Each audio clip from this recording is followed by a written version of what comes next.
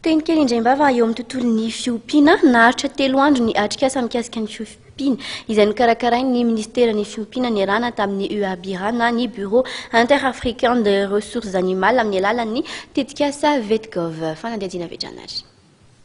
Ny fiompiana no fanotra voalohany amin'ny fanafoanana ny fahantrana, ny fametrahana ny fahampiana ara-tsakafo na ny sécurité alimentaire ary ny fampiakarana ny arikarena fobe raha nivolazan'ny ministry ny fiompiana Iantarandriamandrato nandritry ny atrikasa izay naharitra ateloana tao amin'ny DLC Anosy.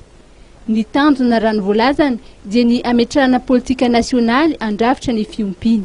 Le atrikasa izay nataona andritry ny 3 andro zany izay niarahana tamin'ny Union africaine avy amin'ny hoe projet VETGOV izay natongava amin'ny Dr Joe amin'ny UABIRA mikasika ny élevage eto Afrika dia nisahana indrindra nametrahana an'ireo foto-drafitr'asa na politique nationale izay andrafitra ny fiompiana eto Madagasikara.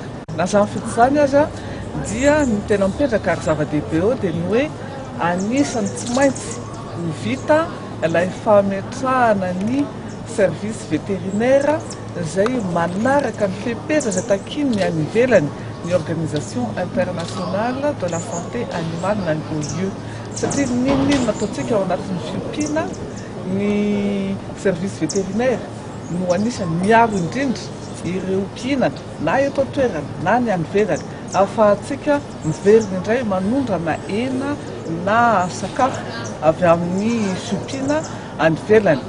Ny Union européenne nampagataka be saka ny Asie mangataka be dabe ireo produit ireo anefa ninona atao rehefa tsy misy an'ilay certification izay eken'ny rehetra avy amin'ny service vétérinaire amin'ny setry ny fiompiana dia tsy ho tanteraka izany.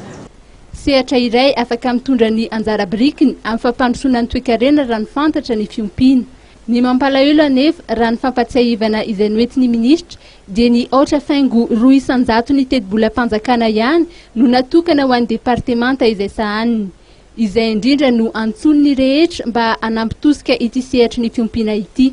Anisan'ny nandray anjara tamin'ity atrikasa ity rahateo ireo mpandraraha avy amin'ny sehatra tsy miankina sy ireo mpamatsy vola.